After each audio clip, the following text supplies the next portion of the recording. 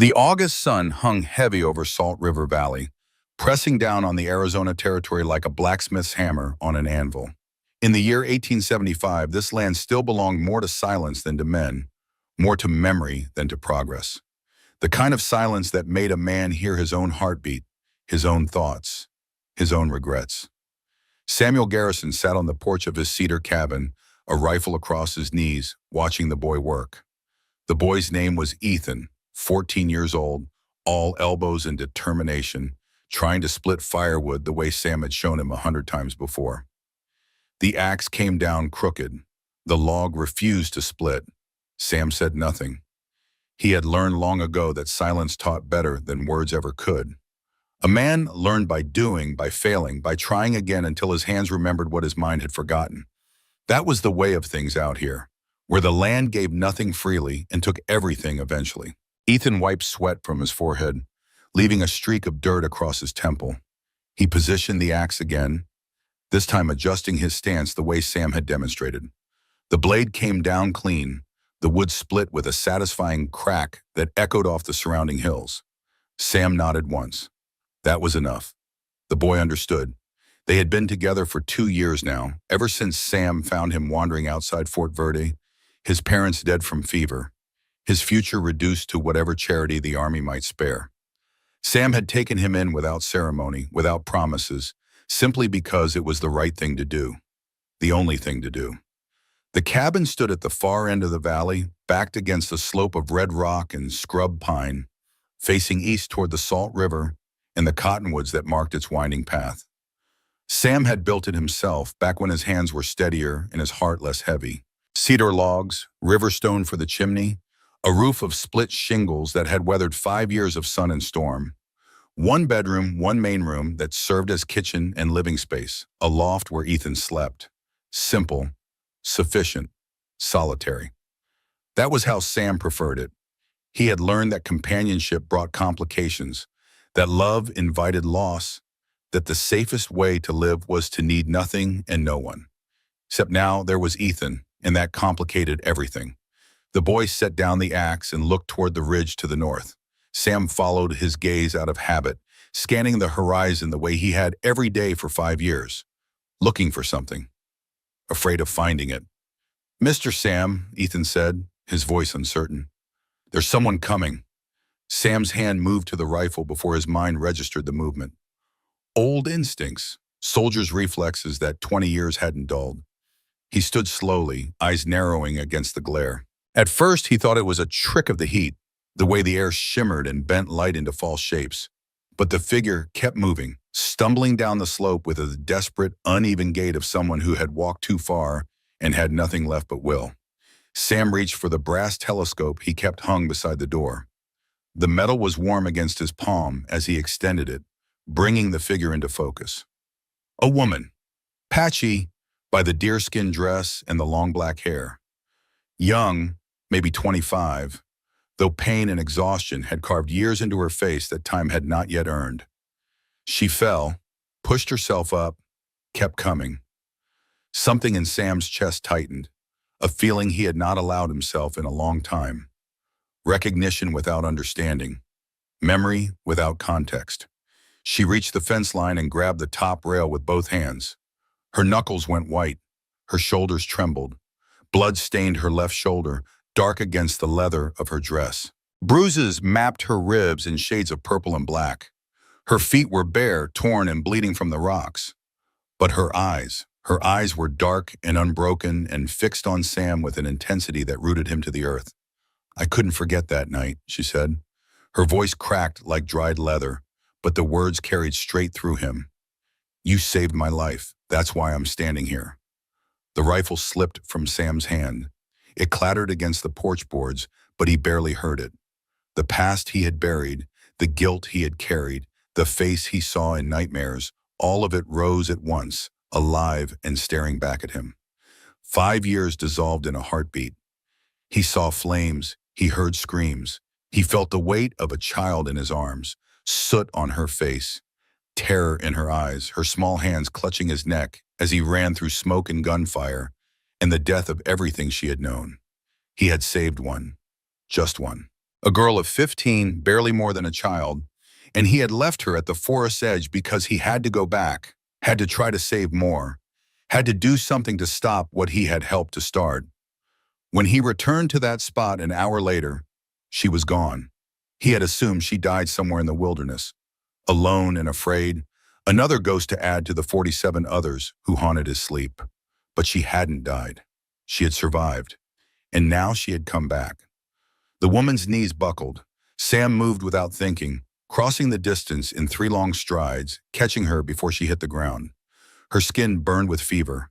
Her breathing came shallow and rapid. Her body felt light in his arms, scraped thin by miles of running and days without food. "Ethan," Sam said, his voice steady despite the storm inside him. "Get water. Get bandages. Move." The boy ran. Sam carried her through the doorway into the cabin's dim interior. The air inside held the scent of wood smoke and sage, of coffee and leather, of a life lived alone. He laid her on his bed, the only bed, adjusting the wool blanket around her shoulders with a gentleness that surprised him. Up close, he could see the full story written across her body. Rope burns at her wrists, raw and deep, the kind that came from metal shackles worn for months or years, cuts along her thighs, crusted with dust and infection. The bruises were fresh, purple and yellow, mapping a brutal journey from somewhere terrible to here. But it was the scar on her left wrist that made Sam's jaw tighten. A perfect circle, deep and old, the unmistakable mark of an iron cuff locked tight and never removed gently. He had seen such scars before, on men in prison camps, on slaves before the war ended them, on people who had been owned. Her eyes fluttered open. Even exhausted, even fevered, they were alert, watchful.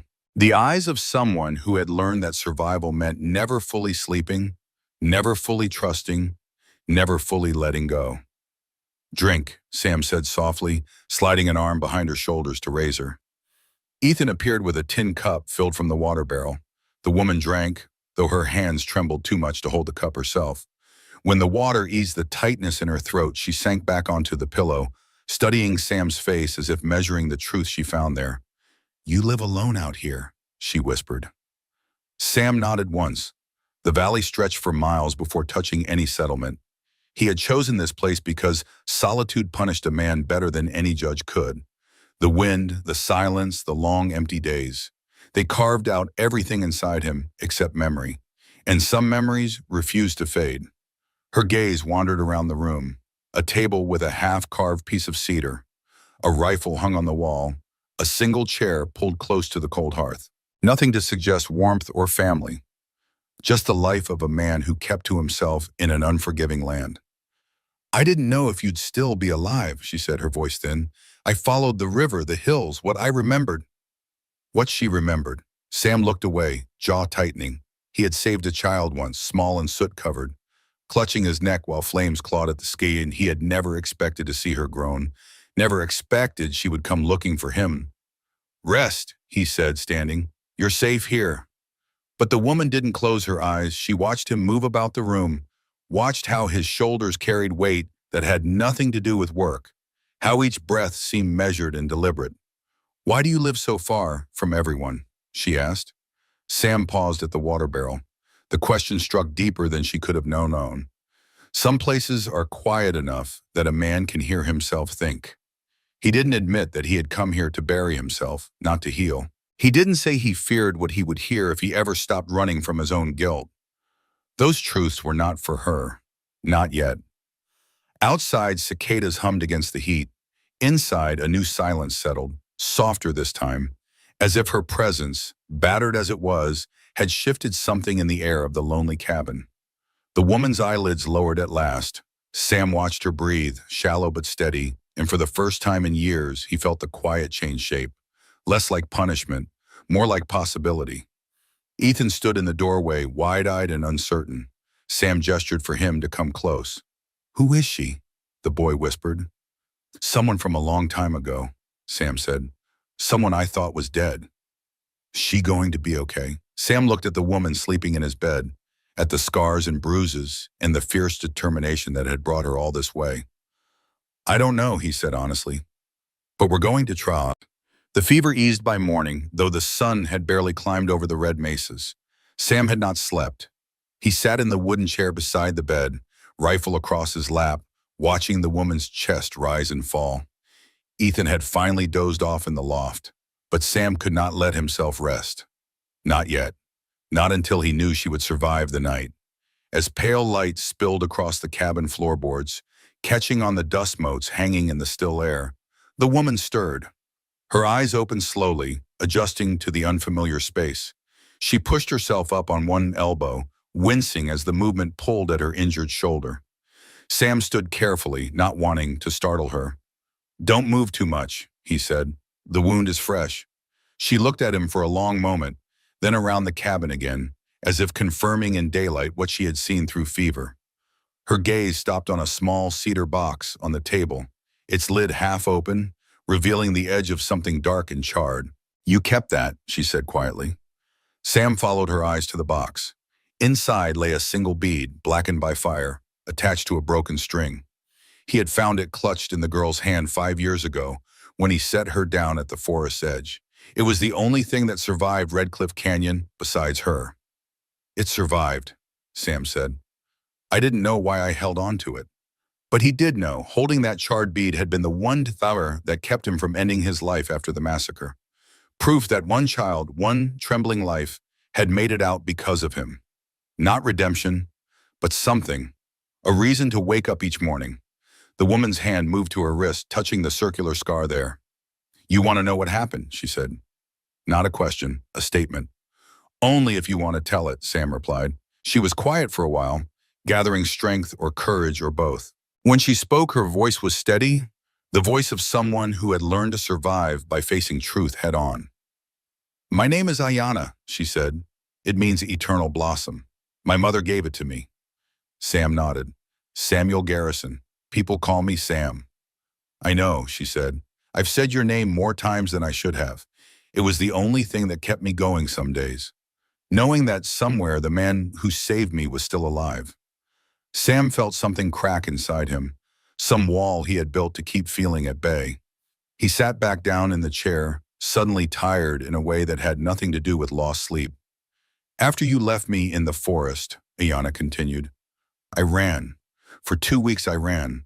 I ate roots and drank from streams. I slept in hollow logs. I thought if I could just get far enough away, I could forget what I saw that night." She paused, her fingers still tracing the scar on her wrist. "Then they found me. 3 men on horseback. One of them was named Clayton Vance." Sam's head snapped up. The name meant nothing to him, but the way she said it, the way her voice went cold and flat, told him everything he needed to know. "Vance recognized me," Ayana said. "He knew I was from Red Cliff Canyon. He knew I was a survivor. And that made me dangerous to him."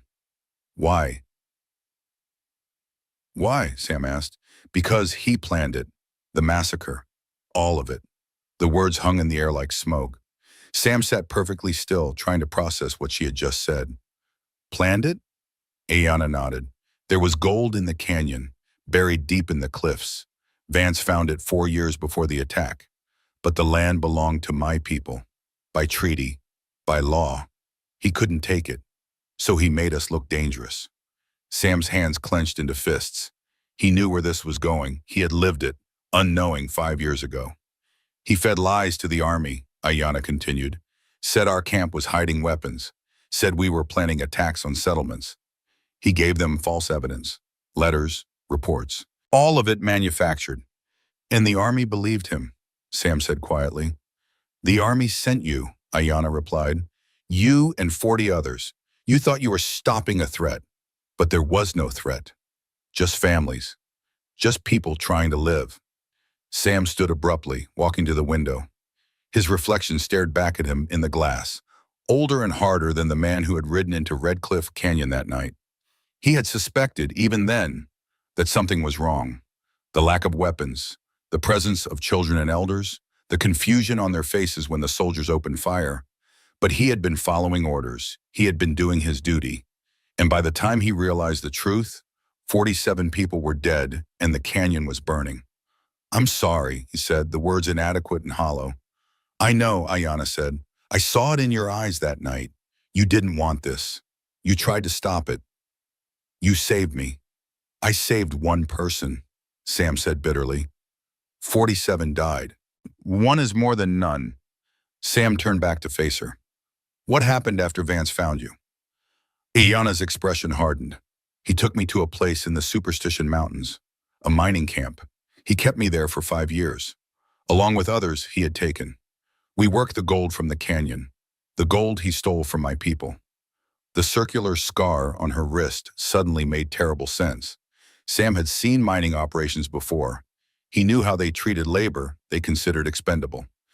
I tried to escape 4 times, Iana said.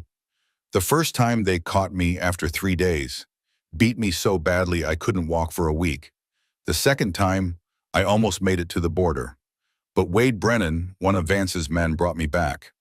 The third time I wasn't alone. There was another girl, younger than me. Vance killed her in front of me to make a point. Sam's jaw clenched so tight it ached. The fourth time was 6 months ago, Iana continued. They caught me at the Mexican border. Vance said if I tried again, he would kill me slowly. So I waited, I learned, I watched. And 3 weeks ago, Vance got drunk. He forgot to lock the door to the barracks. I knocked out the guard, stole a horse, and ran. They've been following you, Sam said, for 18 days. I've stayed ahead of them. Barely. But I knew if I could find you, if I could reach this valley, I might have a chance. Why me? Sam asked. You could have gone anywhere. Iana met his eyes. Because you're the only person who ever showed me kindness. Because I needed to know if the man who saved me was still a good man. And because I had nowhere else to go. The honesty of it struck Sam like a physical blow. He had spent 5 years believing he was a monster, that his actions at Red Cliff Canyon defined him forever. But this woman who had every reason to hate him had walked across the Arizona territory to find him, to trust him. Before he could respond, a sound cut through the morning stillness. Hoofbeats, distant but unmistakable. 3 horses, maybe 4, moving at a steady pace from the North Ridge. Sam grabbed his telescope and moved to the window. Through the brass cylinder, he saw them. 3 riders, still 2 miles out, but closing. They moved with purpose, not haste. Men who knew where they were going and had no doubt about what they would find when they got there. He lowered the telescope and looked at Iana. Her face had gone pale, but her eyes were steady. They found me, she said. Get dressed, Sam said. Ethan! The boy appeared at the edge of the loft, sleep still in his eyes. Sir? Get down here. Now. Ethan scrambled down the ladder. Sam moved to the wall where his weapons hung. The Winchester rifle, well-oiled and loaded with 15 rounds of .44 caliber ammunition. The Colt pistol, 6 rounds in the cylinder. The double-barreled shotgun, loaded with buckshot. He had maintained these weapons meticulously for 5 years, cleaning them every week, practicing his aim on targets set up in the valley. Not because he expected trouble, because trouble always came eventually, and a man who wasn't prepared was a man who died stupid. What's happening? Ethan asked, fear creeping into his voice. Men are coming, Sam said calmly. Bad men. They want to take Miss Iana back to a bad place. We're not going to let that happen. He handed the boy a box of ammunition. You know where the root cellar is? Ethan nodded. If I tell you to run, you go there. You hide. You don't come out until I come get you. Understand? But, understand? Yes, sir. Sam turned to Iana, who had managed to stand despite the pain. She was steadier than he expected, driven by something stronger than physical strength. Can you shoot? He asked. I can try. He showed her the Colt pistol, demonstrated how to aim, how to breathe, how to squeeze the trigger instead of pulling it. She listened carefully, her hands steadier than they had any right to be. You stay by the window, Sam said. If they get past me, you shoot. Don't hesitate. Don't ask questions. Just shoot. Where will you be? Outside, at the fence line. I want to see them coming. Iana grabbed his arm. Sam, there are 3 of them. I know. Vance is smart, and he's cruel. He won't fight fair. Neither will I. Sam positioned Ethan in the loft with instructions to stay low and quiet. He gave Iana the pistol and showed her where to stand for the best angle of fire. Then he picked up the Winchester, checked the action one final time, and stepped out onto the porch. The sun had climbed higher now, bright and merciless. The riders were closer, maybe a mile out. Sam could see them clearly without the telescope. Three men on horseback, moving at an easy trot, confident, unhurried. He walked to the fence line and stood there, rifle held loosely in both hands, waiting. The valley stretched out before him, silent except for the wind moving through the cottonwoods and the distant cry of a hawk circling overhead. The riders came on. At 200 yards they slowed. At 100 they stopped. For a long moment, nobody moved. Then one of the men dismounted and walked forward alone. He was tall and lean, dressed in a black suit, dusty from travel. His hair was silver, combed back from a face that might have been handsome once, but had gone hard and cold over the years. He wore a badge on his vest, the kind issued to town council members in territorial settlements. Sam had never seen this man before in his life, but he knew him instantly, knew him the way prey knows a predator, the way darkness knows its opposite. Clayton Vance stopped 10 feet from the fence. He smiled, but there was no warmth in it. "Garrison," he said. "It's been a long time." Sam said nothing. He had learned that silence was a weapon, that the man who spoke first often spoke too much. Vance's smile widened. "You don't remember me, do you? Fort Apache, spring of 1870. I offered you a partnership, a chance to make real money. You turned me down, said you didn't do business while wearing the uniform." The memory came back slowly. A man with blonde hair, younger then, approaching Sam outside the enlisted barracks. An offer of some kind. Sam had refused without much thought. He refused a lot of offers in those days. "I remember," Sam said. "You should have taken that deal, Sam. We could have been rich men. Instead, you chose honor. And look where it got you. Living alone in a valley that leads nowhere, with nothing to show for 20 years of service, but a pile of regrets." "What do you want, Vance?" "I want what's mine, the girl. She ran from me, from my property. I'm here to take her back." "She's not property. The law says otherwise." Vance pulled a folded paper from his jacket. "Indenture contract, signed by Sheriff Graham of Prescott in 1870. Perfectly legal under territorial statute. The Apache girl known as Ayana is bound to my service for a period of 10 years in exchange for food, shelter, and protection." "That's a lie. It's a document, witnessed and filed. If you harbor her, you're guilty of obstructing a legal contract. That's a crime, Sam, and crimes have consequences." Sam's finger moved to the trigger guard of the Winchester. Not threatening yet, just ready. "Sheriff Graham died in 72, Sam said. "Can't verify a signature from a dead man." "No," Vance agreed, "but Judge Morrison in Prescott is very much alive, and he's a personal friend of mine. If you want to challenge this in court, be my guest. But you'll lose, and by the time you figure that out, the girl will be back where she belongs." Behind Sam, from inside the cabin, he heard a window open slightly. Ayana, listening, ready. "There's another option," Vance continued. "You give her to me now, peacefully, and I ride away. No trouble for you, no legal complications. You go back to your quiet life, and we all forget this happened. And if I refuse?" Vance's expression didn't change, but something shifted in his eyes, something cold and final. "Then I'll take her anyway, and you'll die trying to stop me, along with whoever else is in that cabin. Is that what you want, Sam? More blood on your hands?" Sam felt the words hit like bullets. Vance knew. Somehow he knew about Red Cliff Canyon, knew about the guilt Sam carried, knew exactly where to strike to cause the most damage.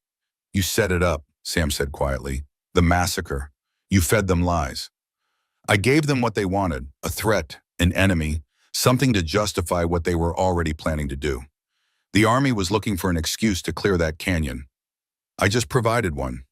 You killed 47 people for gold. I created an opportunity for profit. Those people were in the way. And you, Sam, you led the soldiers right to them. You pulled the trigger. You set the fires. All I did was point you in the right direction." The truth of it was like acid in Sam's veins. He had been used, manipulated, turned into a weapon by a man he didn't even remember meeting. "You used my scouting reports," Sam said. "Every single one. Very thorough, by the way. Made my job much easier." "And my family?" Vance tilted his head, genuinely curious. "Your family?" "My wife, my daughter, the accident." Understanding dawned on Vance's face, followed by something that might have been amusement. "Ah, Rebecca and little Emma. Beautiful woman, your wife. Smart, too. Too smart.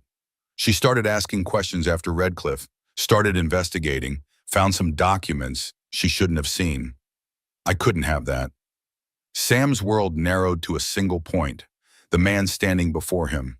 The man who had orchestrated everything, who had killed his family, who had turned him into a murderer and then laughed about it. The Winchester came up smooth and fast, but Vance was already moving, diving to the side as Sam's shot cracked across the valley. The bullet passed through the space where Vance had been standing and buried itself in the dirt beyond. The two men still on horseback drew their weapons. One tall and thin, the other broad and scarred. Wade Brennan and Pike Sullivan. Sam had never met them, but Ayanna's descriptions were enough. Wade fired first. His bullet punched through the fence rail 2 inches from Sam's shoulder. Sam dropped and rolled, coming up behind the water trough as more shots followed. Wood splintered, metal rang. From the cabin window, Ayanna fired the Colt. Her shot went wide, but it made Pike's horse rear, spoiling his aim. His return fire hit the cabin wall, nowhere near the window. Sam levered another round into the Winchester and fired. Wade's hat flew off his head. The man cursed and dropped from his saddle, scrambling for cover behind a cluster of boulders. Vance had reached his horse and was pulling a rifle from the saddle scabbard. Sam fired again, hitting the horse instead of the man. The animal screamed and went down, pinning Vance's leg beneath it. Pike Sullivan charged forward on horseback, firing wild. Sam took careful aim and shot him through the shoulder. Pike tumbled backward out of the saddle, landing hard and lying motionless, knocked unconscious by the fall and the shock of the wound. 2 down, 1 trapped, but Wade was still firing from the boulders, and he was good. Too good. His bullets chewed up the water trough, forcing Sam to stay low. Then Ayanna fired again. This time her bullet found Wade's arm. He jerked back with a shout, his rifle falling from nerveless fingers. Sam stood and crossed the open ground in 5 long strides. He reached Wade's position before the man could recover, drove the butt of the Winchester into his face and knocked him cold. He turned to check on Vance, but the older man had worked himself free from the dead horse. He stood now, 20 feet away, his own rifle aimed at the cabin.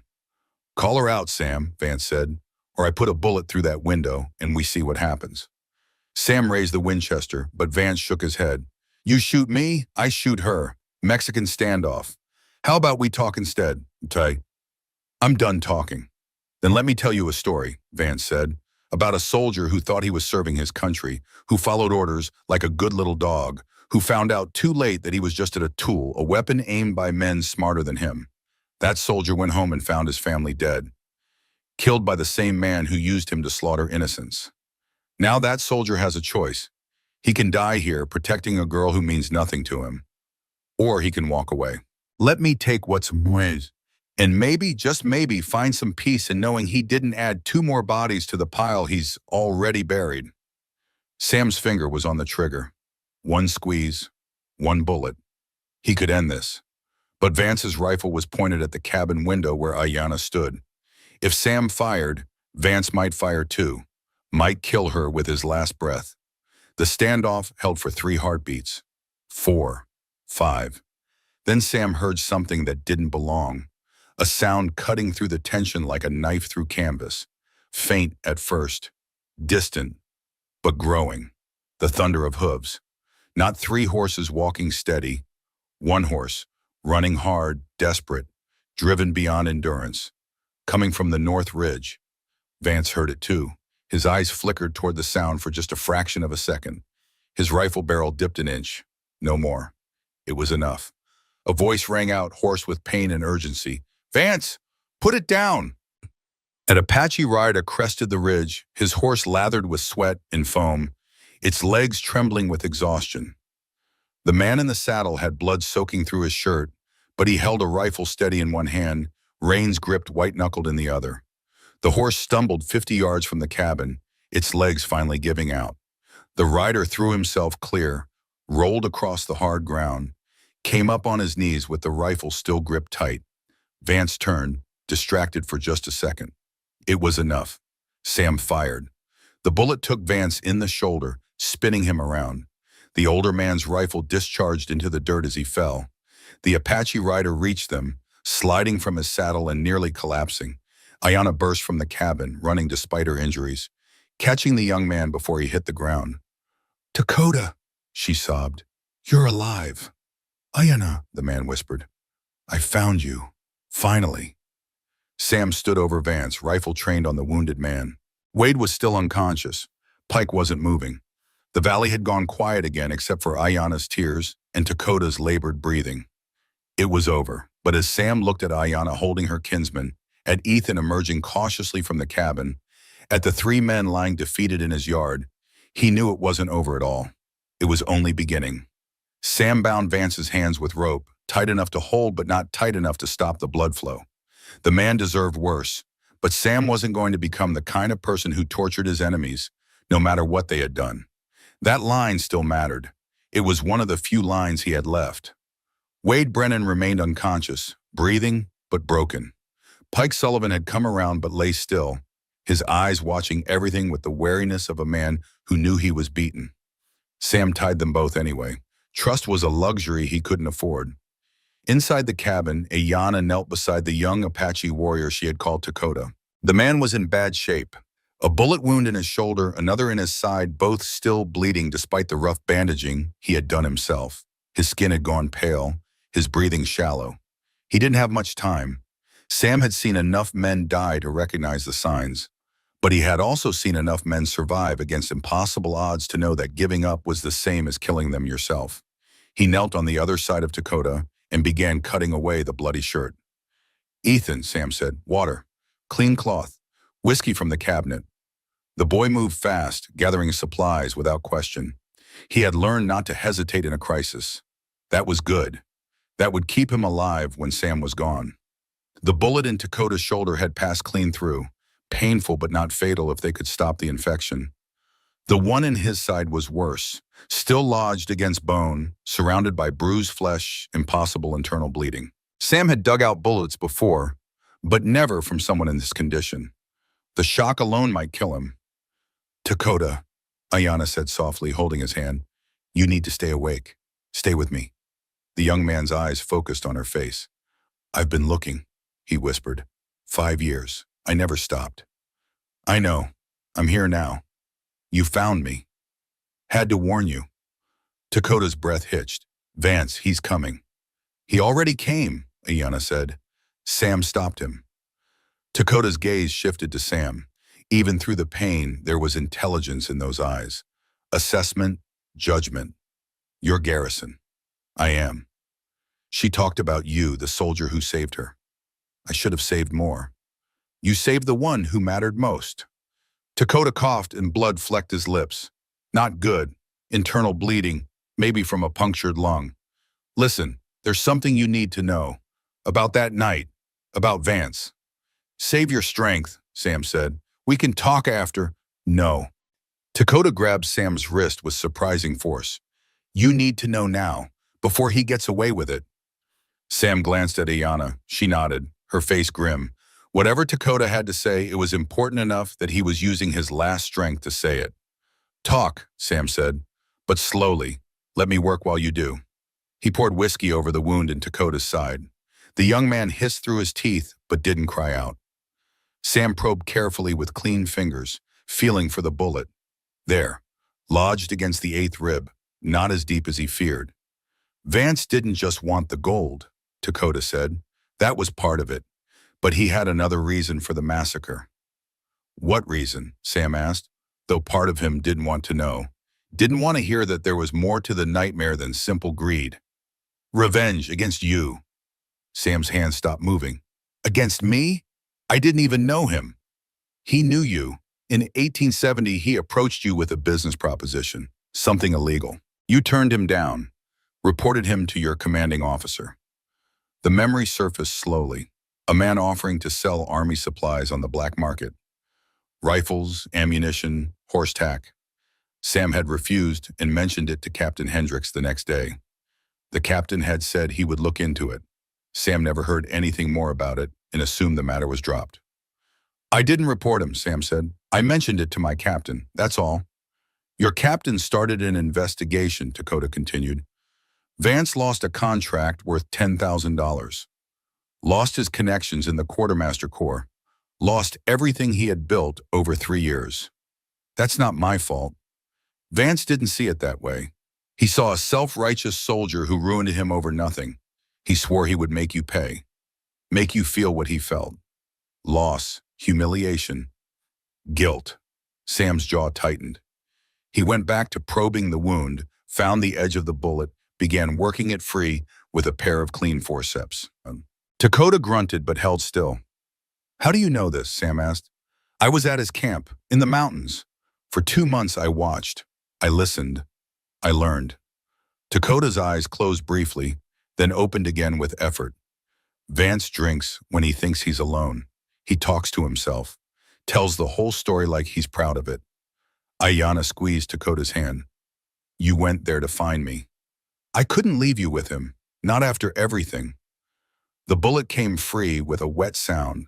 Sam dropped it into a tin cup, then packed the wound with a clean cloth soaked in whiskey. Dakota gasped, his whole body going rigid, but he didn't pass out. Strong, stronger than most men Sam had known. "Tell me the rest," Sam said. "All of it." Dakota took several shallow breaths before continuing. "Vance found the gold deposit in Red Cliff Canyon in 1869. He tried to buy the land, but it was protected by treaty. He tried to bribe tribal leaders, but they refused. So he decided to take it by force. But he needed a reason, a justification. The attack," Sam said. "He manufactured evidence. Fake letters from Apache leaders. Stolen rifles planted near the canyon. Reports of missing cattle. All of it was lies, but he made it look real. Then he fed it to the army through channels that couldn't be traced back to him." Sam's hands were shaking now. He forced them steady. And the army believed it. Why wouldn't they? There had been conflicts before. Raids, skirmishes. Vance just made it look like another one. Bigger, more dangerous, worth a full military response. "But why involve me specifically?" "Because you were the best scout in the region. Everyone said so. If Samuel Garrison confirmed the threat, no one would question it. And when you led the attack, when you pulled the trigger on innocent people, Vance knew it would destroy you, knew you would carry that guilt for the rest of your life." The words landed like physical blows. Sam sat back on his heels, staring at nothing. He had been used, turned into a weapon, aimed at innocent people by a man who wanted revenge for a slight Sam barely remembered. 47 dead, because of gold, because of pride, because Sam had tried to do the right thing 5 years earlier. "Your wife found out," Dakota said quietly. Sam's head snapped up. "What?" "Rebecca Garrison. She started investigating after you came home from Red Cliff. She was smart. She noticed things didn't add up. The timeline, the evidence, the speed of the military response. She started asking questions. She never told me. She wanted to be sure first, wanted proof. She found some of Vance's correspondence with Colonel Creed, letters discussing payment for services rendered. She was going to take it to the territorial marshal. But she died first, Sam said, his voice hollow. She was killed first, Dakota corrected. I found evidence at Vance's camp, a letter from a hired man named Jessup. He specialized in making accidents look real. Vance paid him $500 to fix Rebecca's wagon axle so it would break on the mountain pass. Your daughter died because she was there. Collateral damage. Sam stood abruptly and walked to the window. He couldn't breathe, couldn't think. The room was too small, the air too thick. Everything he had believed about Rebecca's death, about the accident that took her and Emma, all of it was a lie. They had been murdered, killed to protect Vance's secret, killed because Rebecca had been trying to prove Sam's innocence, to show that he wasn't responsible for Red Cliff Canyon. She had died trying to save his soul, and he had never known. Behind him, Ethan stood frozen, eyes wide with shock. The boy had never heard this story, never knew the full weight of what Sam carried. Mr. Sam, Ethan said softly. Sam didn't turn around. Go outside, check on the prisoners. But now, the boy went, though reluctantly. Sam waited until the door closed before he allowed himself to feel it. The rage, the grief, the crushing weight of 5 years of unnecessary guilt, compounded now by the knowledge that his family's deaths could have been prevented if he had just been paying attention. Ayanna stood and came to him. She didn't touch him, didn't speak, just stood beside him, sharing the silence, two people who had lost everything to the same monster. "There's more," Dakota said from the bed. His voice was weaker now, fading. "In my saddlebag, papers, evidence, everything you need to prove what Vance did." Sam turned. "What kind of evidence?" "Letters, financial records, the forged indenture contract he used on Ayanna, and something else." Dakota's breath was coming harder now. "A map of the gold deposit, signed by Vance, dated 6 months before the massacre, with my uncle's handprint on it." "Your uncle?" Ayanna asked. "Your father." Dakota looked at her, and something passed between them, some knowledge that Sam couldn't interpret. "He found the map after Vance surveyed the canyon. He took it, thinking it would protect our people, proof that outsiders were encroaching on protected land. He hid it before he died. I found it last month, buried near his grave." "Why would there be a handprint?" Sam asked. "Because he was dying when he hid it, shot by one of Vance's men during the attack. He pressed his bloody hand against the paper. His last act, making sure someone would know the truth." Ayanna's face had gone pale. "Father knew. He knew they were coming. He tried to warn everyone, but there wasn't enough time, and no one believed him. They thought he was being paranoid." Dakota coughed again, harder this time. "More blood. I'm sorry, Ayanna. I should have told you sooner, about Father, about everything." "Told me what?" Dakota reached for her hand. His fingers were cold now, losing warmth. "That he was my father too. Not just my uncle. My father." The silence that followed was absolute. Even the wind outside seemed to hold its breath. "What are you saying?" Ayanna whispered. "Father had 2 wives. My mother died when I was young. He married your mother 2 years later. We grew up together, but he never told you. Wanted to protect you from tribal politics, from jealousy. He told me the truth the night he died. Made me promise to protect you, to find you if anything happened." Tears ran down Ayanna's face. "You're my brother. I'm your brother, and I failed you. Let them take you. Let you suffer for 5 years while I searched. You didn't fail me. You found me. You came. Too late.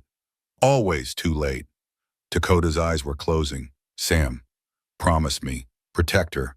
Keep her safe." Sam crossed the room and knelt beside the bed. "I promise, I'm on. And make Vance pay. Not with a bullet. That's too easy. Make him face what he did. In court, in public. Make everyone know." "I will." Dakota's hand found Ayanna's face, touching her cheek. "Goodbye, little sister. Father would be proud. You survived. You're strong. Don't leave me," Ayanna sobbed. "Not now, not when I just found you." But Dakota was already gone. His chest rose once more, then stilled. His hand fell to the bed. The light in his eyes faded like a candle going out. Ayanna collapsed against him, her grief raw and terrible. Sam stepped back, giving her space, giving her privacy and her pain. Ethan had come back inside and stood in the doorway, tears streaming down his own face. The boy had seen death before, but never like this. Never someone dying to save someone they loved. Sam went to the saddlebag Dakota had mentioned. It lay by the door where the young man had dropped it when he fell. Inside, Sam found what had been promised. Letters, dozens of them, correspondence between Vance and Colonel Creed, discussing payment schedules and contingency plans, financial ledgers showing income from an unlisted mining operation, and the forged indenture contract, complete with a signature that even Sam could tell was fake. At the bottom of the bag, wrapped in oiled cloth, was the map, hand-drawn, detailed, showing the canyon and the gold deposit buried in its cliffs.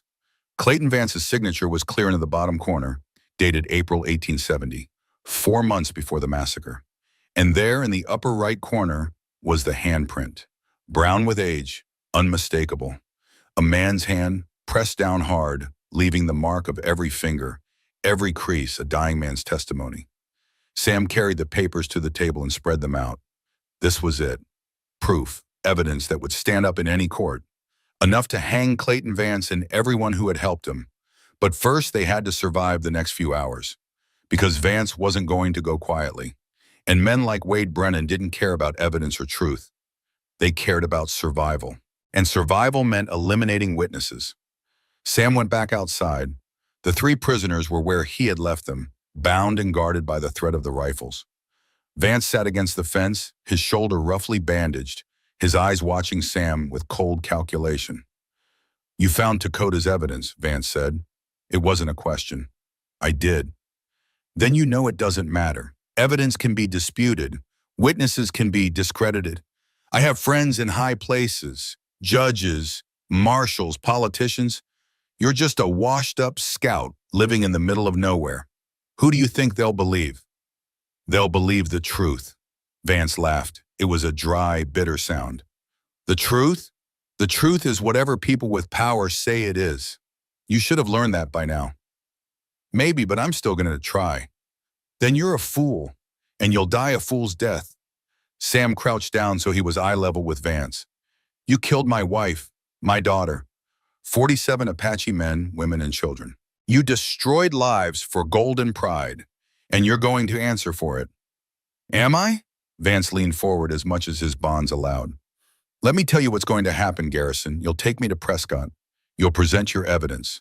Judge Morrison will review it and find inconsistencies, questions, doubts. He'll rule it inadmissible.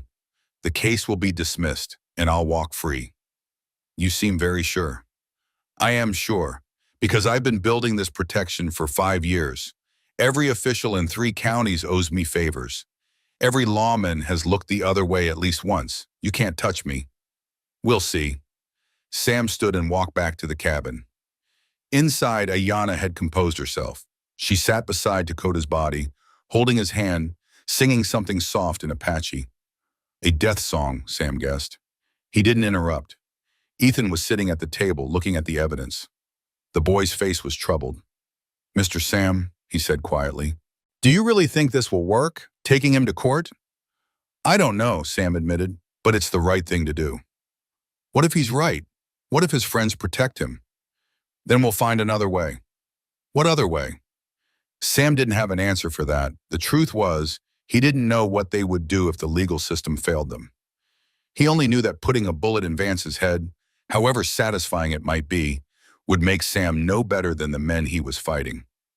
There had to be a better way, a way that honored the dead instead of adding to their number. Ayanna finished her song and stood. She looked at Sam with eyes that had gone hard and determined. "We take him to Prescott," she said. "We make him face justice, for Dakota, for your family, for my people. It might not work. Then we make it work, however we have to." Sam nodded. "We leave at first light. Wade and Pike can ride if they're able. Vance rides bound to his saddle. Ethan, you stay here. Guard the cabin." "But I want to help," the boy protested.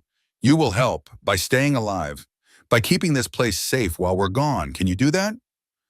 Ethan's jaw set with determination. "Yes, sir." "Good. Ayanna, you need rest. Your wounds will heal on the road. I'm not staying behind either." Sam wanted to argue, but he saw the look in her eyes, the same look he had seen when she first arrived at his fence. Determination that would not be denied. She had survived 5 years of hell to get here. She had earned the right to see this through. "All right," he said, "but we do this smart. We don't take chances. We don't give Vance any opportunity to escape or turn the tables." "Agreed?" "Agreed." They spent the rest of the daylight preparing. Sam checked the horses, making sure they could handle the 40-mile ride to Prescott. He packed supplies, water, dried meat, ammunition. He cleaned and oiled the rifles again, loaded every weapon they had. Ayanna prepared Dakota's body for burial. She wrapped him in blankets, arranged his weapons beside him according to Apache tradition. Sam helped her carry him to a spot on the hill overlooking the valley, where the sunrise would touch the grave first each morning. They dug in silence. The earth was hard and rocky, but the work felt necessary, important. Every shovelful was a prayer, a promise that Dakota's sacrifice would not be forgotten. When the grave was deep enough, they lowered the body carefully. Ayanna sang again, words Sam didn't understand but felt in his bones.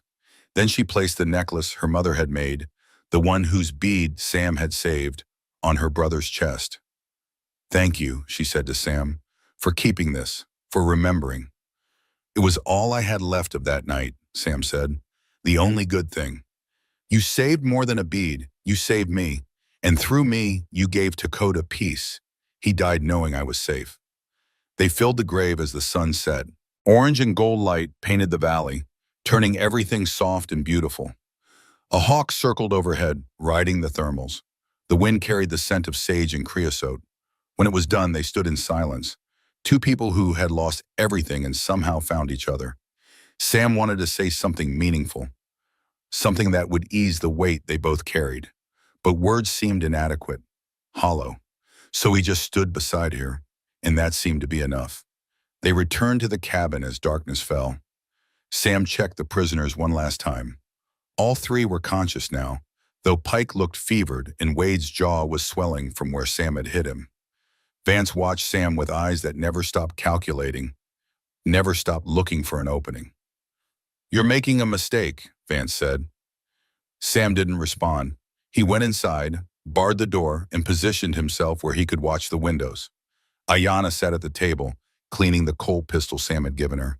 Her movements were precise, confident. She had learned quickly. Ethan climbed to the loft but didn't sleep. Sam could hear him moving around up there, restless with fear and excitement and the weight of knowledge that came too young. The night stretched out long and dark. Sam dozed in shifts, never fully sleeping, always aware of the men outside and the danger they represented. Around midnight, he heard voices. Vance and Wade talking in low tones. He couldn't make out the words, but the tone was clear enough. Planning. Scheming. Let them plan, Sam thought. Plans meant nothing if you couldn't execute them. At 3 in the morning, something changed. The quality of the silence shifted. Sam's eyes opened fully, hand moving to the rifle beside his chair. He waited, listening. There. The faint scrape of rope against wood. Someone was working at their bonds. Sam stood quietly and moved to the window. In the starlight, he could see Wade's silhouette. The man's hands were free, working at the rope around his ankles. He must have loosened them earlier while pretending to sleep, then waited for the right moment. Sam raised the Winchester and aimed through the window. "Don't," he said quietly. Wade froze, then slowly his hands went back up. "Wise choice," Sam said. "Try that again, and I won't give you a warning." He went outside and retied Wade's bonds, this time checking them with a thoroughness that left no room for escape. The man glared at him with pure hatred, but said nothing. Vance watched the whole interaction with amusement. "You can't stay awake forever, Garrison. Don't need to stay awake forever, just need to stay awake long enough." Back inside, Ayanna was standing, pistol in hand. "Trouble?" "Handled. You should rest. I'll watch. You need sleep more than I do. Your body is still healing." "My body will heal when this is done. Sleep, Sam. I'll wake you if anything changes." He wanted to argue, but exhaustion was pulling at him like an anchor. He hadn't slept in 36 hours. His eyes burned. His thoughts were getting fuzzy at the edges. If he didn't rest soon, he would make a mistake. And mistakes got people killed. 2 hours, he said. "Then you wake me." 2 hours, she agreed. Sam lay down on the floor near the door, the rifle across his chest. Within minutes, he was asleep, his soldiers' training allowing him to drop into rest even in the worst conditions. He dreamed of fire, of screaming, of a child's hand reaching for him through smoke. But this time, when he grabbed that hand and pulled her free, it wasn't Ayanna. It was Emma, his daughter. "Safe. Daddy," she said. "You saved me." "I couldn't save you," he said. "You died. But you saved her. And that matters.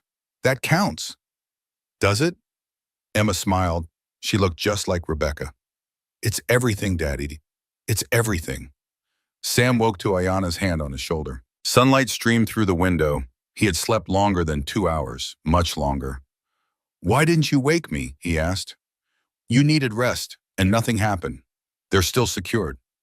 Sam sat up, checking the window. The 3 prisoners were where he had left them, looking tired and uncomfortable, but still contained. The horses were saddled and ready. Ayanna had done it all while he slept. "Thank you," he said. "We're partners in this. Partners take care of each other." Partners. The word felt strange and good at the same time. Sam had been alone for so long that the idea of partnership, of trust, of sharing the burden seemed almost foreign. But here it was, real, offered freely. Yes, he said, we are. They ate a quick breakfast of corn cakes and coffee. Ethan came down from the loft, moving with the stiffness of someone who had barely slept. Sam went over the plan with him again. Stay inside. Keep the shotgun loaded. Don't open the door for anyone except Sam. If trouble came, hide in the root cellar and wait. I'll be fine, Ethan insisted. I can take care of myself. I know you can, but taking care of yourself includes being smart about when to fight and when to hide. Understand? Yes, sir. Sam clasped the boy's shoulder. I'll be back in 3 days, 4 at most. Hold the fort until then. I will. Outside, Sam loaded the prisoners onto their horses. Wade and Pike rode with their hands bound to the saddle horn. Vance, being the most dangerous, rode with his hands bound behind his back and a rope tether connecting his saddle to Sam's. No chance of running. The evidence went into Sam's saddlebag, wrapped in oilcloth to protect it from weather. The rifles went into scabbards, loaded and ready. Water and food for a 2-day ride went into packs tied behind each saddle. As they prepared to leave, Vance spoke one last time. This is your last chance, Garrison. Let me go now, and I'll forget all this. You and the girl can go back to your quiet life. No one has to die. Sam mounted his horse without responding. Ayanna swung up onto her own mount, moving with a grace that belied her injuries. She looked at Vance with contempt.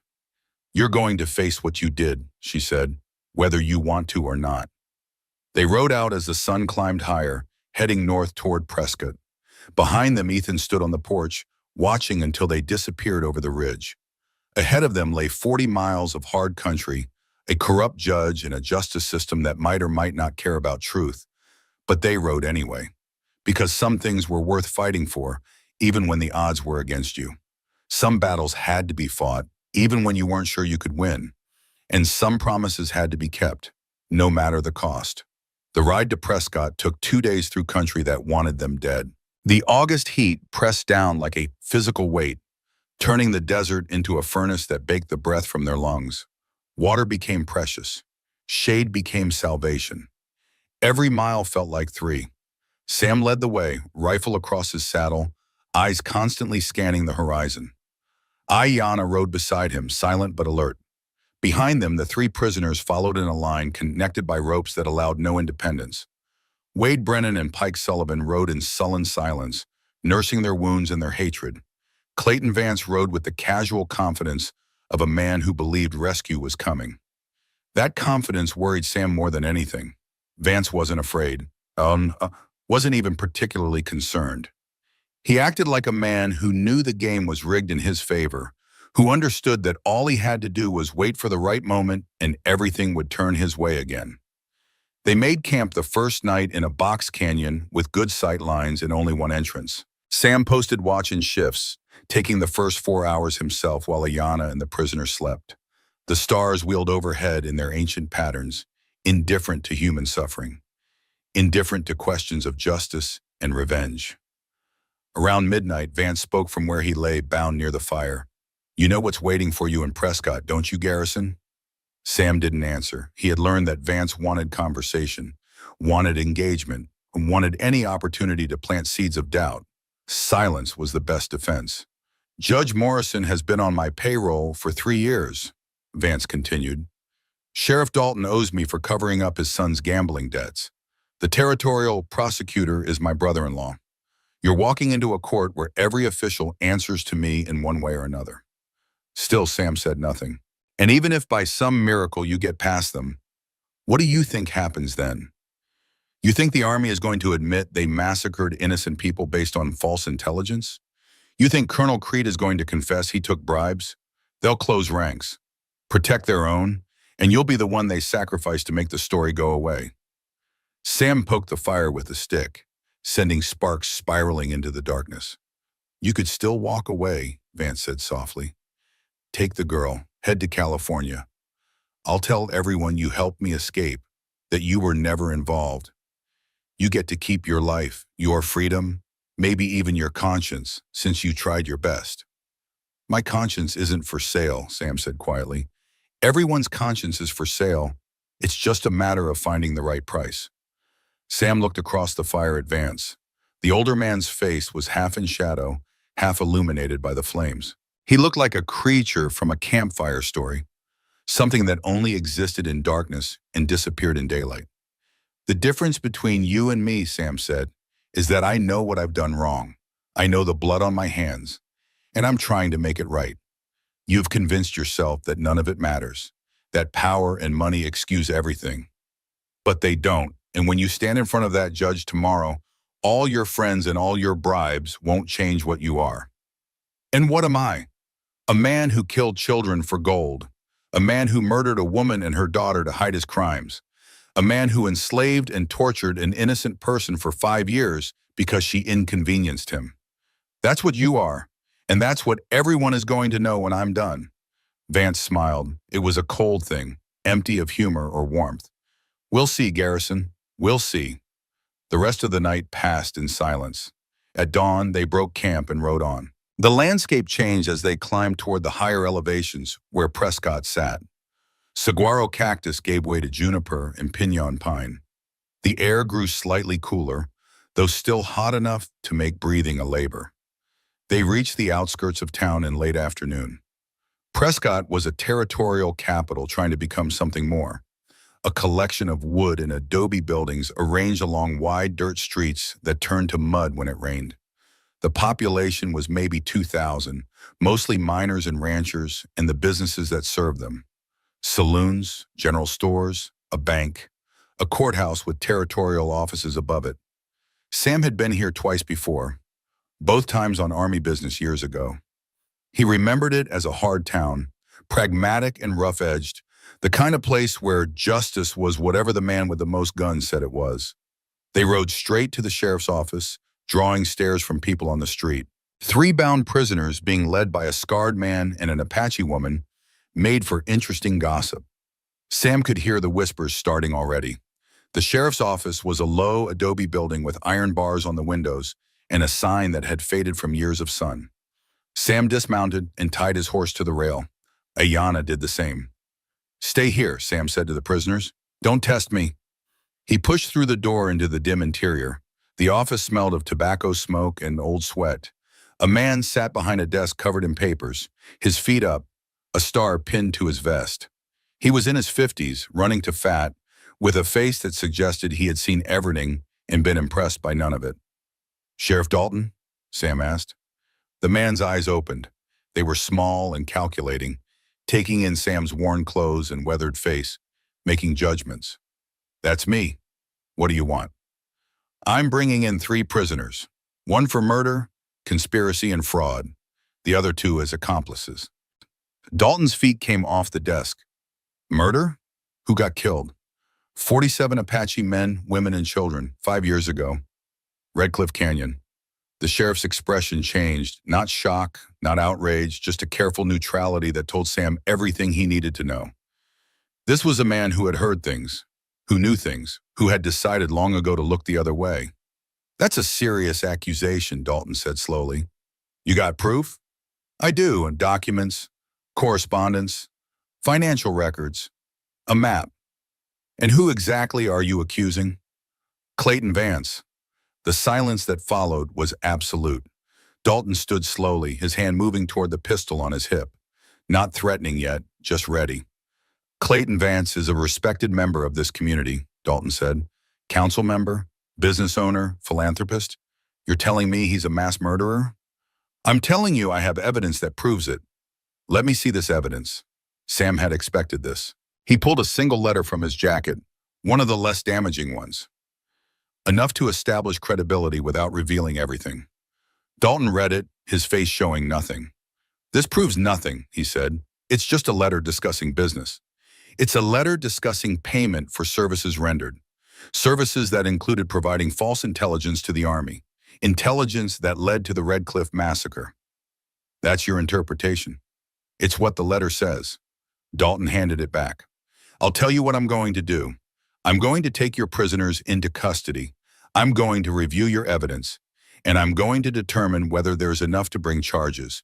If there is, we'll proceed. If there isn't, I release them and you get charged with false imprisonment and kidnapping. That's not how this works. That's exactly how this works. You're in my town now, friend. My jurisdiction, my rules. Sam felt the situation slipping away. This was what Vance had predicted. Officials closing ranks, the system protecting its own. He needed to change the dynamic, fast. Sheriff, I know you have connections to Vance. I know he's helped you in the past, but this is bigger than friendship. This is bigger than politics. This is about justice for people who can't speak for themselves anymore. I don't know what you're talking about. Your son, James Dalton, gambler, lost $800 at a poker table in Phoenix 2 years ago. Couldn't pay. Men were going to kill him. Clayton Vance paid the debt. In exchange, you look the other way when certain shipments pass through town, when certain questions need to go unasked. Dalton's face went red. You better watch your mouth. I'm not judging you. I'm just saying I understand the position you're in. But you have a choice now. You can do what's right, or you can be part of covering up the murder of 47 innocent people. That choice is going to define you. It's going to define your legacy, and it's going to determine whether you can look at yourself in the mirror for the rest of your life. The two men stared at each other. The moment stretched. Outside, Sam could hear voices, people gathering. Word was spreading fast. Finally, Dalton sighed. Bring them in, the prisoners. I'll lock them up while we sort this out. But I'm telling you right now, this better be solid. Because if you're wrong, if you're lying, I will personally throw you in a cell and lose the key. I'm not wrong. Sam went back outside. A crowd had gathered, maybe 30 people, drawn by curiosity and the promise of drama. Ayanna stood beside the horses, one hand on the pistol at her hip, watching the crowd with wary eyes. Trouble? She asked quietly. Not yet, but it's coming. They dismounted the prisoners and walked them into the sheriff's office. Dalton had opened the cell block in the back, 3 cells with iron bars and thin mattresses. He locked Wade and Pike in one cell, Vance in another. Vance smiled as the door clanged shut. See you soon, Garrison. When I'm a free man and you're the one in chains. Sam ignored him. He turned to Dalton. I want to file formal charges. Today. I want a hearing scheduled as soon as possible. Judge Morrison handles criminal cases. He's out of town until tomorrow. You can file charges then. Where is he? Territorial business. Phoenix. Sam didn't believe it. Morrison was avoiding the situation, giving Vance time to arrange things. But there was nothing Sam could do except wait. Fine, tomorrow morning, first thing. You got a place to stay? Dalton asked. We'll find something. Might want to stay close. People hear you're accusing Clayton Vance. You might not be welcome in some establishments. We'll manage. Sam and Ayanna left the office. The crowd had grown larger, maybe 50 people now. They parted to let Sam and Ayanna through, but the looks weren't friendly. Some were curious, some hostile, a few sympathetic. They found a boarding house on the edge of town run by a widow named Mrs. Chen.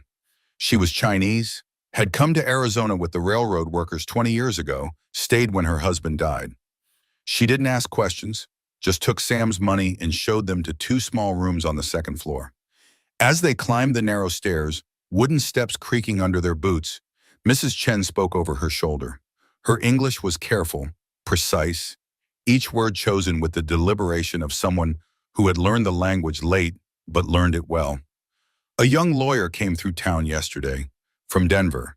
He was asking questions about the Red Cliff Canyon case. Sam stopped mid-step. What kind of questions?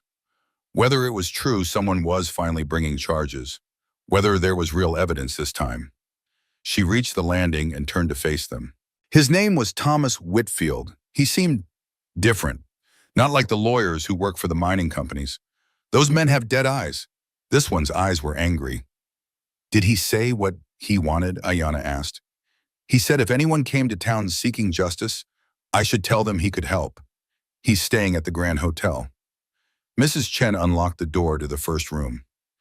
He told me his sister was murdered 3 years ago by a man with powerful friends. The man walked free. Mr. Whitfield doesn't want to see that happen again. Sam exchanged a glance with Ayanna. It could be legitimate. It could be a trap. In a town where Clayton Vance owned half the officials, Trust was a luxury they couldn't afford.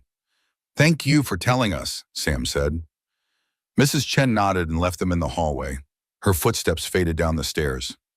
"Do you believe it?" Ayanna asked quietly. "I don't know, but if Judge Morrison turns out to be as bought as Vance says, we might not have a choice."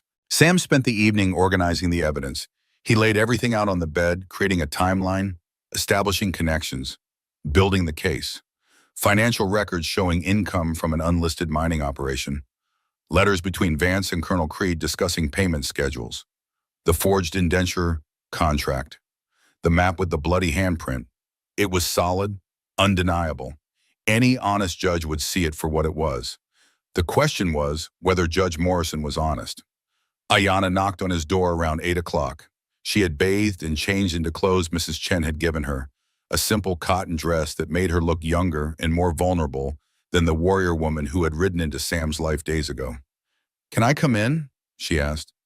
"Of course, Pepemo." She sat in the room's only chair, studying the papers spread across the bed. "Will it be enough?" "It should be." "But you're not sure." Sam sighed. "I'm not sure of anything anymore. I thought I was sure 5 years ago when I led those soldiers into Red Cliff Canyon. I was wrong then. Maybe I'm wrong now." "You're not wrong about Vance." "No, but I might be wrong about the system, about whether justice is even possible in a world where men like Vance can buy judges and sheriffs and prosecutors." Ayanna was quiet for a moment. "In my tribe, we had a saying, the wolf doesn't ask the rabbit for permission to hunt, but the wolf also doesn't expect the rabbit to forgive him. Justice isn't about making people forgive. It's about making people see." "See what?" "The truth, what really happened, who someone really is." She gestured to the papers. "This makes them see, whether they want to or not. That's its power." Sam wanted to believe her, wanted to think that truth mattered more than power or money or connections. But he had seen too much of the world to be naive. Still, he had to try, had to give Dakota's sacrifice meaning, had to honor Rebecca's attempt to expose the truth, had to prove to Ayanna that some men could still be trusted. "Tomorrow," he said, "we'll file charges. We'll make them listen. And if they don't, then we'll make them listen another way." She stood to leave, then paused at the door. "Sam, thank you for not giving up, for seeing me as a person worth fighting for." "You are worth fighting for. You're worth everything." The words surprised them both. Ayanna's eyes widened slightly, and Sam felt heat rising to his face. But neither of them took the words back. They hung in the air between them, true and undeniable. "Good night, Sam," Ayanna said softly. "Good night." She left. Sam sat on the bed, staring at the evidence that would either free them or doom them. Outside, Prescott settled into its evening rhythms. Saloon music drifted through the open window. Somewhere a dog barked. Life went on, indifferent to the drama about to unfold. Sam slept fitfully that night, plagued by dreams of courtrooms and judges, and Vance walking free while Sam stood in chains. He woke before dawn, dressed quickly, and went downstairs to find Ayanna already waiting in the boarding house parlor. "Ready?" she asked. "As I'll ever be." They ate a quick breakfast of eggs and coffee, then walked through the empty streets to the courthouse. It was a 2-story building, the largest in town, built of brick hauled in from somewhere back east. The territorial offices occupied the second floor. The courtroom and judges' chambers were on the first. A clerk sat at a desk near the entrance, a thin man with spectacles and ink-stained fingers. He looked up as they entered. "Help you?" "We're here to file criminal charges," Sam said, "against Clayton Vance." The clerk's eyebrows rose. "Judge Morrison isn't in yet. When will he arrive?" "Usually around 9. "We'll wait." They sat on a wooden bench in the hallway. 9 o'clock came and went. 9:30. 10. Sam's patience was wearing thin. This was deliberate, a show of power, making them wait to remind them who was in control. At 10:15, Judge Morrison finally arrived. He was a tall man in his 60s, well-dressed in a black suit and string tie, with white hair and a face that suggested he smiled rarely and meant it even less. He swept past them without a word, entered his chambers, and closed the door. The clerk waited a few minutes, then knocked. There was a muffled conversation. The clerk returned. "The judge will see you now." Morrison's chambers were lined with law books, their leather spines cracked with age and use. The judge sat behind a massive desk, hands folded, expression neutral. "Mr. Garrison, I presume," he said. "Sheriff Dalton informed me of your accusations. Quite serious, quite extraordinary." "They're true," Sam said. "Truth is a matter of evidence, Mr. Garrison, not conviction." "What evidence do you have?" Sam laid out the documents, one by one. The letters, the financial records, the map. He explained each piece, how it connected, what it proved. Morrison listened without interrupting, occasionally making notes. When Sam finished, the judge leaned back in his chair. "Interesting, very interesting. Of course, you understand that much of this could be interpreted in various ways. Correspondence between businessmen isn't inherently criminal. Financial records of an unspecified mining operation don't prove the operation was illegal or obtained through violence." "The timing proves it," Sam insisted. "The map is dated before the massacre. The letters reference payment for services that match exactly with the false intelligence provided to the Army. The pattern is clear." "Pattern is not proof, and the most serious charge that Mr. Vance was responsible for the death of your wife and daughter rests entirely on hearsay from a now-deceased Apache warrior. No witness, no physical evidence, nothing that would stand up in court." Sam felt the walls closing in. "What about Ayanna? She can testify to being held against her will, to the conditions at the mining camp." Morrison's eyes shifted to Ayanna for the first time. "The young lady can testify if she wishes. However, her testimony would be undermined by the indenture contract Mr. Vance possesses, a contract that shows she was legally bound to his service. That contract is forged. Sheriff Graham died in 72. He couldn't have signed it in 70 and witnessed it again in 71, as the document claims. An error in dates, easily explained as a clerical mistake. It's fraud. Perhaps, but proving fraud requires more than suspicion, Mr. Garrison. It requires evidence that would convince 12 men beyond reasonable doubt." Sam's hands clenched into fists. "You're not even trying to consider this fairly." Morrison's expression hardened. "I am considering it very carefully. And what I see is a man with a grudge, questionable evidence, and accusations that would destroy a pillar of this community based on the word of an Apache woman and a dead Indian warrior. Do you understand what that looks like? It looks like justice. It looks like desperation." Sam stood abruptly. "You're already bought. Vance told me you were on his payroll. I didn't want to believe it, but you're proving him right. Sit down, Mr. Garrison." "No, I'm done here. If you leave this office without filing formal charges, you lose the right to bring them later." "Then I'll file. Right now, all of it. Murder, conspiracy, fraud, enslavement, everything." Morrison sighed. "Very well. The court will schedule a preliminary hearing for 1 week from today. Mr. Vance will be represented by counsel. You should secure representation as well, though I doubt you'll find any lawyer in Prescott willing to take this case." "I'll represent myself." "That would be unwise. So is covering up mass murder. But here we are." Sam turned and left, Ayanna following. Out in the hall, she grabbed his arm. "What do we do now?" she asked. "We find another way, because Morrison isn't going to let this go to trial. He's going to dismiss it at the preliminary hearing. Claim insufficient evidence. Set Vance free. Then we stop him before the hearing." "How?" Ayanna's eyes went hard. "There's always a way." They returned to the boarding house to regroup. Sam knew they needed help, someone with authority who couldn't be bought. But who? The sheriff was compromised. The judge was compromised. The prosecutor was Vance's brother-in-law. That afternoon, as Sam sat trying to think of options, there was a knock at his door. He opened it to find a young man in a worn suit holding a leather satchel. "Mr. Garrison, my name is Thomas Whitfield. I'm an attorney, recently arrived from Denver. I heard about your case. Not interested in charity." "I'm not offering charity. I'm offering partnership. I review your evidence. If I think it's solid, I take the case. Pro bono, because I believe in justice." "Why?" "Because 3 years ago, my sister was murdered by a man with connections, a man who bought his way out of consequences.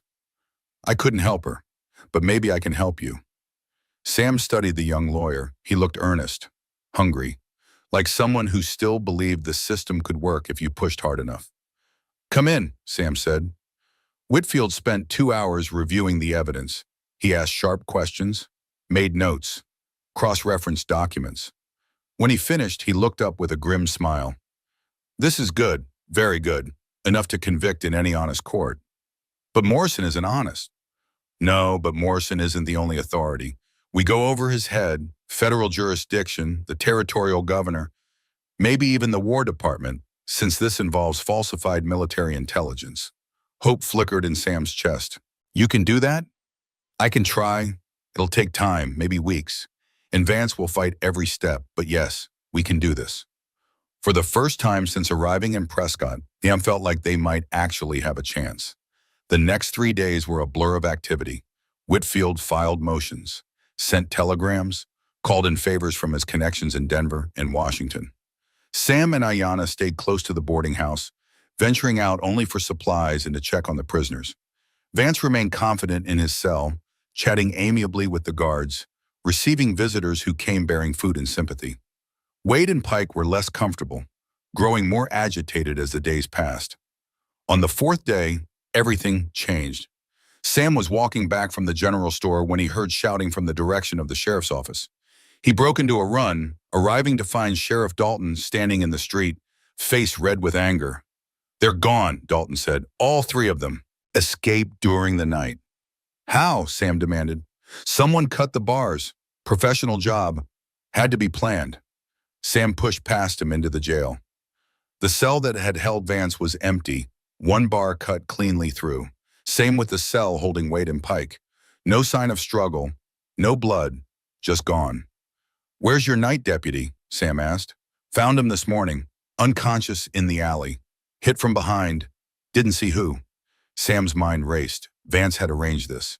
Had people on the outside working for him? Now he was free, and he would disappear. All the evidence, all the effort, all of it for nothing. Unless. "He won't run far," Sam said. "Not yet."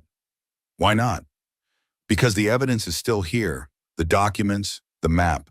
As long as those exist, he's in danger. He needs to destroy them. And to do that, he needs to find me." Dalton's eyes widened. "He's coming for you." "Yes, which means we can set a trap." They worked quickly. Sam moved the real evidence to a safe place, then created a duplicate set using similar-looking papers. He spread these across the table in his room at the boarding house, making it look like he was studying them. Then he, Ayanna, and Whitfield hid in the adjacent room, weapons ready. They didn't have to wait long. Around midnight, Sam heard the creak of floorboards in the hallway. The door to his room opened slowly. 3 shadows moved inside. In the moonlight through the window, Sam could make out their shapes: Vance, Wade, Pike. They moved to the table where the fake documents lay. Vance picked them up, started sorting through them. "Burn it all," he said quietly. "Every page, nothing left." Wade lit a match. That's when Sam kicked open the door between rooms. "Don't move." All 3 men froze. Sam stepped into the room, rifle leveled. Ayanna came behind him, pistol ready. Whitfield stayed back, ready to get help if needed. "It's over, Vance," Sam said. "The real evidence is somewhere safe. Multiple copies. Even if you kill me, even if you destroy everything here, the truth is going to come out." Vance smiled. It was the same cold smile Sam had seen before. "You really think you've won? You think any of this matters?" "It matters to the people you killed. The people I killed are dead. They don't care anymore. And the people who are alive, they care about one thing. Power, I have it, you don't. That's all that matters in the end." "Maybe, but I'm going to make you famous, Vance. Every newspaper in the territory is going to know your name, your face, what you did. You won't be able to show yourself anywhere without people remembering, without people knowing. You'll spend the rest of your life looking over your shoulder, wondering when justice will finally catch up." For the first time, uncertainty flickered across Vance's face. "Or," Sam continued, "you can confess. Now, in front of witnesses. Tell the truth. Maybe a judge will show mercy. Maybe you'll die in prison instead of at the end of a rope. But at least you'll die human, not a monster everyone remembers and no one mourns." The moment stretched. Sam could see Vance calculating, weighing options, looking for an angle. Then Wade moved. Fast. His hand went for his gun. Sam didn't hesitate. He fired. The bullet took Wade in the chest. The man fell backward, his own shot going wild, punching through the ceiling. Pike raised his hands immediately. "I surrender. Don't shoot." But Vance ran. He bolted for the window, smashing through it in a shower of glass, dropping to the street below. Sam raced after him, but by the time he reached the window, Vance was already on a horse riding hard toward the edge of town. "Let him go," Ayanna said. "We have Pike, and Wade is dying. They can testify." She was right. Wade lay on the floor, blood spreading across his shirt. His breathing was shallow, fading. Sam knelt beside him. "Wade, can you hear me?" The man's eyes opened. "Yeah." "Vance left you, ran. You understand that? He saved himself and left you to die." "Figures. You can make it right. Tell the truth. Give us a statement. About what Vance did, about the massacre, about everything." Wade coughed. More blood. "Why should I?" "Because you're dying anyway. And this is your one chance to die, meaning something instead of nothing." The two men stared at each other. Then Wade nodded slightly. "Get paper." Whitfield scrambled for paper and pen. Wade dictated a confession. Slow, painful, but thorough. He detailed everything. The planning of the massacre, the payments to Colonel Creed, the murder of Rebecca and Emma Garrison, the enslavement of Ayanna and others. By the time he finished, the sky outside was turning gray with dawn. "That enough?" Wade asked. "That's enough," Sam said. "Good." Wade's eyes closed. He took one more breath, let it out, and was still.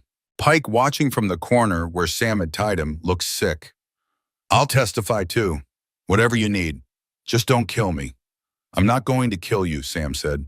"You're going to face trial, real trial, federal court, and you're going to tell them everything." By noon, federal marshals had arrived from Phoenix. Whitfield's telegrams had worked. The territorial governor, pressured by representatives in Washington, had ordered a full investigation. Morrison was removed from the case. A new judge was appointed. Pike was taken into custody by the marshals. Clayton Vance was still at large, but his face was on wanted posters throughout the territory, a reward of $500 for his capture. He wouldn't stay free long. 6 months later, Sam stood on the porch of his cabin, watching Ayanna plant seeds in the expanded garden. She moved with easy grace, her body fully healed, her spirit recovering slowly. The scars would always be there, but they didn't define her anymore. Ethan was practicing with the rifle, setting up targets at increasingly difficult distances. The boy had grown 2 inches since spring, was starting to fill out through the shoulders. In another year or two, he would be a man. The trial had lasted 3 weeks. Pike testified. Wade's confession was entered into evidence. Documents were examined by experts. Colonel Creed was arrested, dishonorably discharged, sentenced to 20 years in military prison. Judge Morrison was removed from the bench, investigated for corruption, and Clayton Vance was found 2 months after he fled Prescott.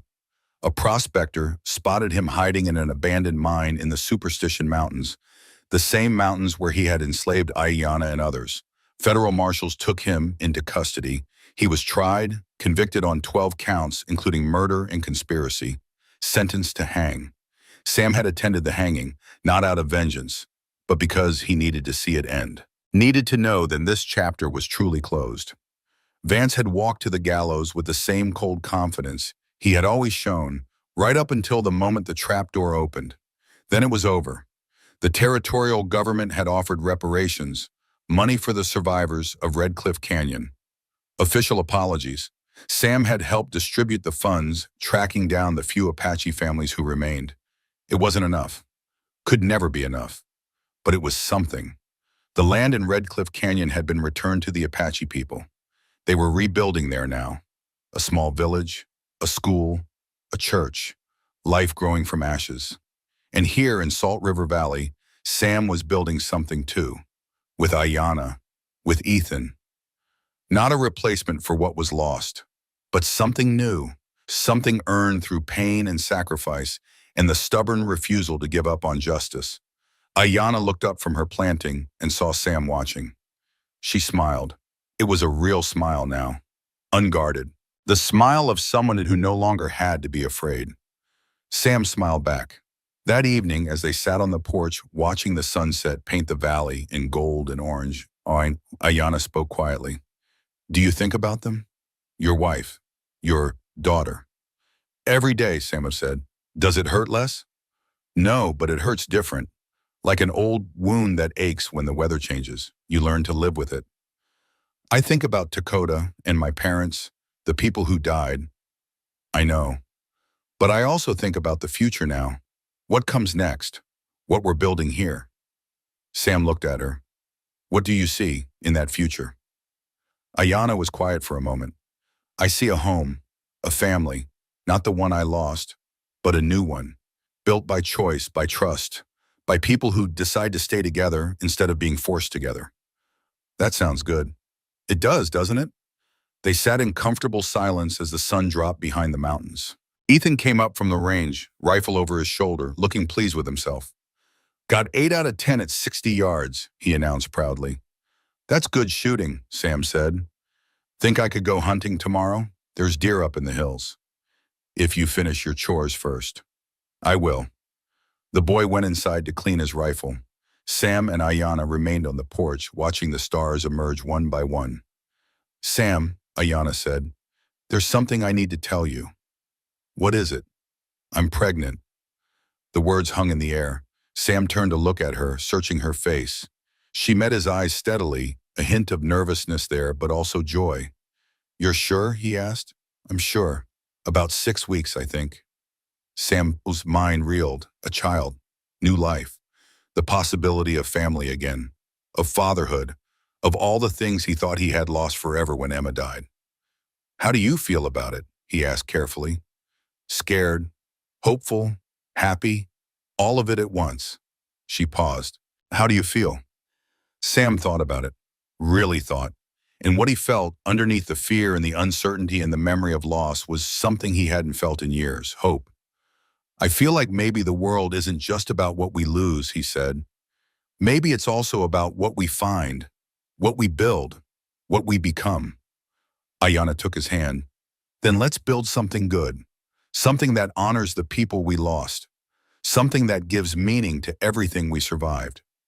Yes, Sam said. Let's do that. Somewhere in the distance, a coyote howled at the rising moon. The sound was lonely but also beautiful. A creature calling out into the darkness, announcing its existence, claiming its place in the world. Sam understood that feeling now.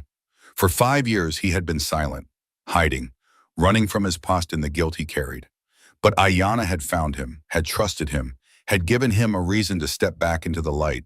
And now they would build something together, a life, a family, a legacy, not because they had forgotten the past, but because they had faced it, had fought for justice, had refused to let evil win without a fight. The night he couldn't forget had led to this moment, this porch, this woman beside him, this child growing inside her, this future spreading out ahead of them like the valley below, full of possibility and promise. It wasn't redemption. You couldn't redeem 47 dead, couldn't bring back Rebecca and Emma, couldn't undo what had been done.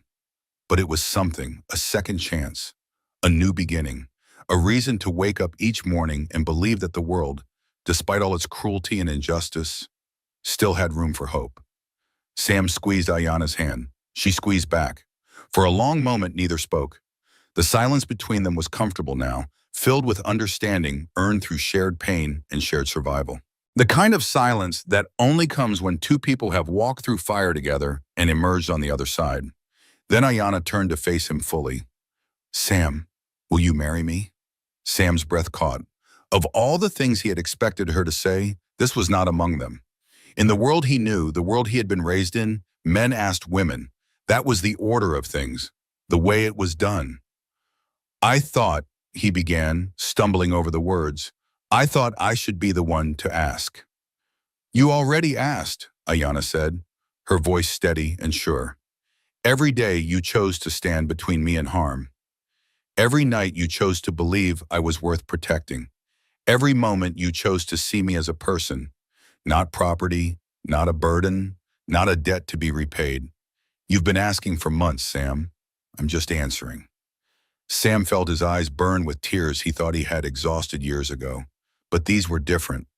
Not tears of grief or guilt or rage at the injustice of the world. These were something he had almost forgotten existed. Well, simple and pure and overwhelming. Yes, he said, his voice rough. Yes, 1,000 times yes. They stood then there on the porch under the based Arizona sky. They held each other the way two people hold each other when they understand how close they came to never meeting, never knowing, never having this moment. Not with desperation, but with gratitude, with the quiet certainty that they had found something worth keeping. We'll ride to Red Cliff Canyon tomorrow, Ayanna said against his chest. Tell my people, ask for their blessing. And if they refuse it, then we marry anyway. We've earned that right. She pulled back to look at him, her dark eyes reflecting starlight. But they won't refuse. They'll see what I see. A man who tried to save us when he realized the truth. A man who has spent every day since trying to make amends. I don't deserve you. Good, because I'm not interested in what you deserve. I'm interested in what we build together. She touched his face, her calloused fingers gentle against his scarred cheek. I want to wake up beside you. I want to plant gardens with you. I want to teach our children about both our peoples. I want a life, Sam. A real one, with you. Then that's what we'll have, Sam said, for however long we're given. They kissed then, under the wheeling stars, with the desert wind carrying the scent of sage and the distant call of a coyote marking the darkness. A promise sealed not with ceremony or witnesses, but with the simple act of two wounded people choosing each other, choosing life, choosing to believe that tomorrow could be better than yesterday.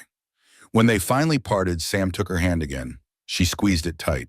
And together they sat on the porch of the cabin in Salt River Valley, watching the stars wheel overhead, listening to the wind sing through the cottonwoods, feeling the future unfold around them like a blanket pulled close on a cold night.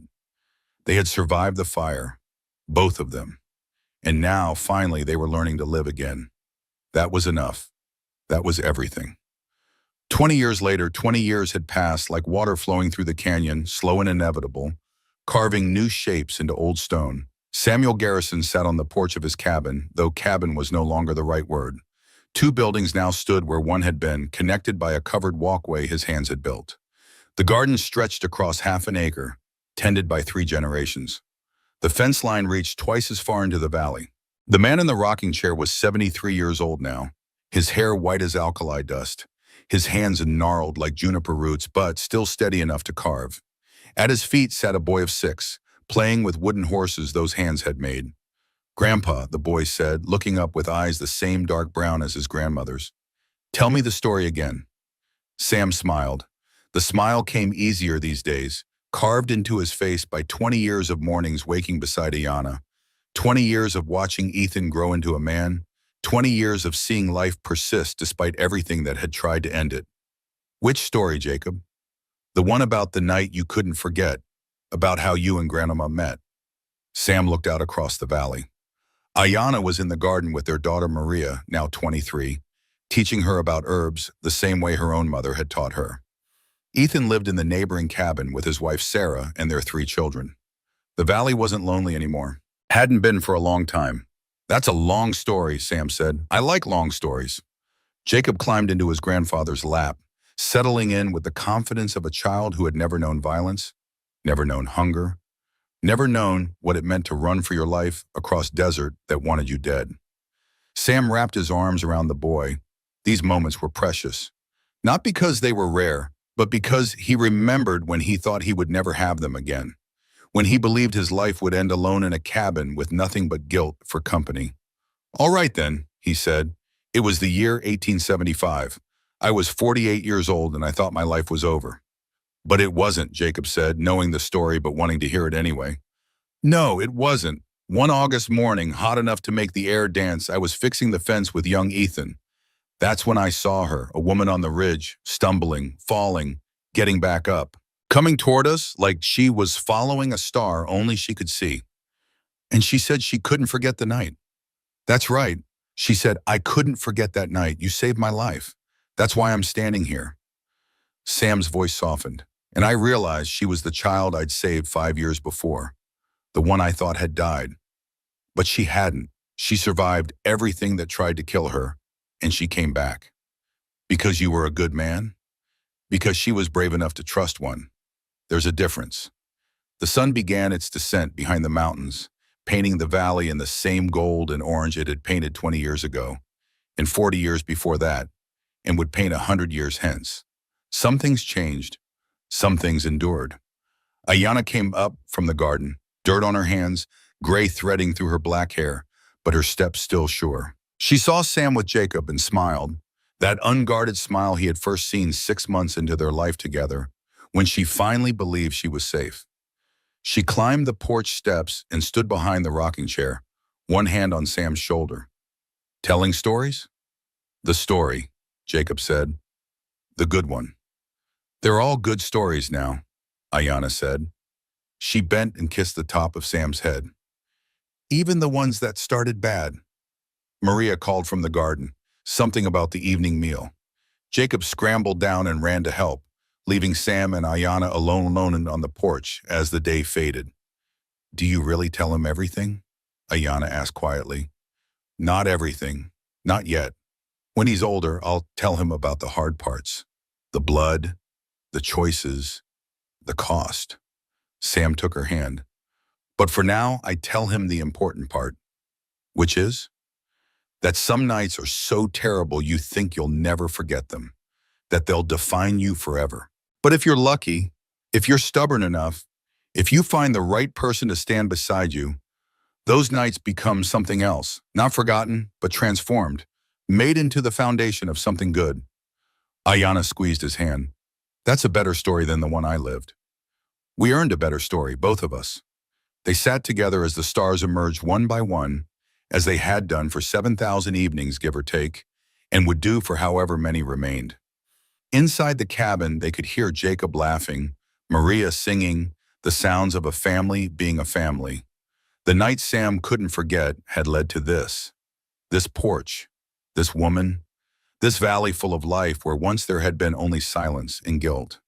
Not redemption, because some things couldn't be redeemed, but transformation, the kind that turned ashes into soil, and soil into gardens, and gardens into the place where children played without fear. He had been 48 years old and certain his story was over. He had been wrong. Some stories, it turned out, were only just beginning.